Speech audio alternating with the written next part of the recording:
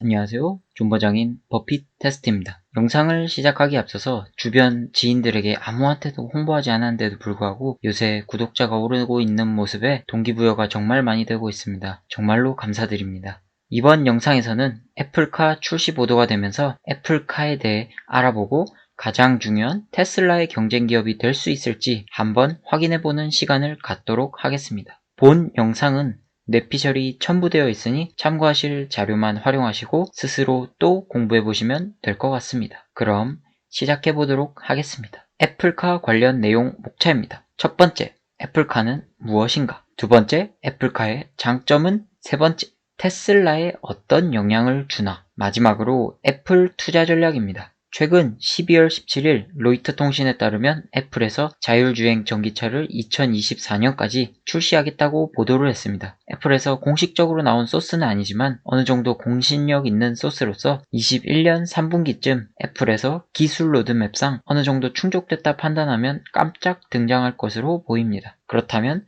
지금부터 당연히 모아가야겠죠? 애플카가 왜 그저 찌라시에 그칠 게 아니라 우리가 주목해야 할지 관련 루머들을 알아보겠습니다. 첫 번째로 애플은 테슬라 및 각종 자동차 제조업 출신 엔지니어들을 지속적으로 영입을 해왔습니다. 두 번째로 TSMC와 자율주행 인공지능 칩을 공동 개발한다는 소식도 있습니다. 벌써부터 애플카는 거의 확정 같기도 하죠. 세 번째로 2014년부터 공식적으로 프로젝트 타이탄이라는 이름으로 자율주행 관련 프로젝트를 애플 내부에서 비밀리에 진행 중입니다. 중간중간 굴곡도 있고 테슬라 경력직 직원들을 190명이나 해고하는 등 갈등이 있었지만 꾸역꾸역 계속 진행해오는 것으로 보입니다. 마지막으로 2018년도 테슬라 공장 부지 근처인 밀피타스라는 지역에 대규모 부지를 매입했는데요. 아마 자동차 제조 공장으로 활용 가능하지 않을까 싶네요. 참고사항으로 구체적으로 알려진 테슬라 이적생들입니다. 엔지니어, 수석 디자이너, 파워트레인 부사장, 인테리어, 엔지니어 등등 다양한 분야에서 핵심 인력들을 영입하였습니다. 그럼 애플은 왜 애플카 자율주행 전기차 시장에 뛰어들려는 것일까요? 아마도 휴대폰 시장의 포화와 아이폰의 성장성이 아이폰 10 이후로 지속적으로 감소해 오고 있기 때문일 것 같습니다. 아이폰 12는 아마 역대급 판매량을 보일 것 같지만 아직 공식적인 영업이익이 나오지 않아서 제외하였습니다. 기업이 성장성에 의문이 들면 주가 성장에 한계가 생깁니다. 이전 영상에도 알려드렸지만 애플은 주가를 부양하기 위해 대규모 자본을 투입하여 배당 및 자사주 매입에 사용하고 있는 실정입니다. 하지만 이제 전기차의 급속 성장 속도에 탑승한다면 다시 한번 갓플의 주가는 우주로 날아갈 것입니다. 2020년 현재 전기차 점유율은 높지 않지만 2025년에는 전체 자동차 시장의 30%가 전기차가 될 것이기에 새로운 매출처를 마련하여 지속 성장하는 혁신기업 이미지를 지킬 수 있을 것입니다. 다음으로 애플은 서비스 매출이 지속적으로 증가하고 있는데요. 옆에 도표를 참고하시면 2015년부터 2019년까지 한 번도 서비스 부문 매출이 쉬지 않고 올라가고 있습니다. 또한 서비스 부문은 원자재 비용이 적게 들기 때문에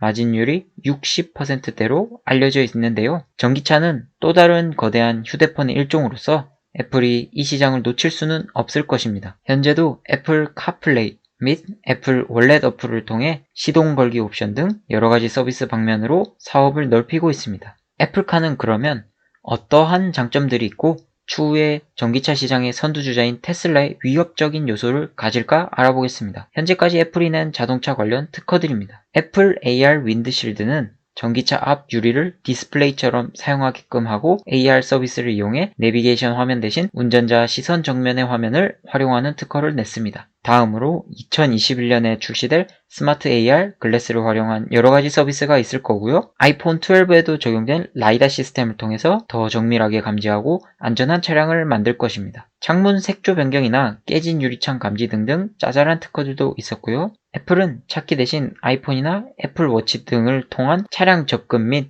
시동 서비스를 구상하고 있습니다. 소개팅 나가서 차키 자랑 대신 이제 아이폰을 자랑하는 시대가 올지도 모르겠습니다. 마지막으로 애플은 자체적인 배터리 설계, 모노셀을 통해서 제조 원가를 대폭 줄이고 전기차 확장에 힘쓰겠다는 의견이 있습니다. 특허를 통해 간단하게 알아봤는데요.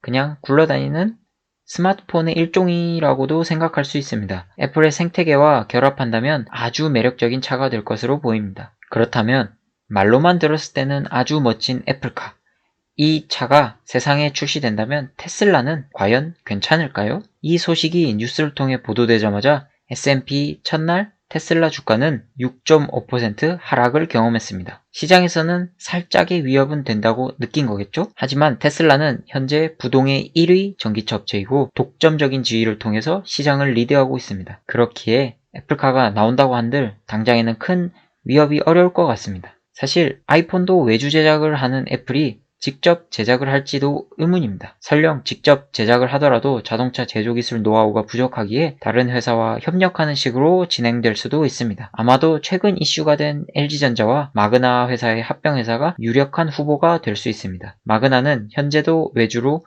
BMW 등 유명 브랜드 자동차 제작을 진행 중이고 프로젝트 타이탄에서도 협력사로 활동하기에 LG전자도 2025년까지는 관심 종목이 될 것 같습니다. 또한 전기차 테마 탑승을 하고 제작에는 한 발 빼고 소프트웨어 서비스 시스템만 제공하면서 마진을 극대화할 수도 있습니다. 정확한 건 사실 애플의 공식 입장이 나오기 전까지는 아무도 모르는 것입니다. 하지만 가장 무서운 것은 애플이 가진 생태계이고 이것은 사실 무조건 전기차 시장에서 먹힐 것이다가 제 생각입니다.